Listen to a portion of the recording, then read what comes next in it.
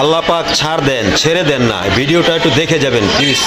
বাংলাদেশের মুসলমান কান্ট্রির তারা তারা মনোযোগ শুন, আমি কি বলি, করার না বলে আল্লাহ, আল্লাহর আমি ঝুঁকি মারি আমারটা দিয়া, করার না বলে ওয়াবি সুন্নি যারা করার পর আমরা মারির নবী নুরুন নবী তারা নবীর আমি দাম দাম করে ভুটকি মারি, করার না বলে আল কোরআন করার পর কোরআন আমি কোরআন ভরসা করি, করার না বলে মসজিদ মাদ্রাসা একবার আজানদের মাঝে নামাজ পড়ে মসজিদ মাদ্রাসা আজকের বোধের সামনে এগুলো আমি ভরসা করি।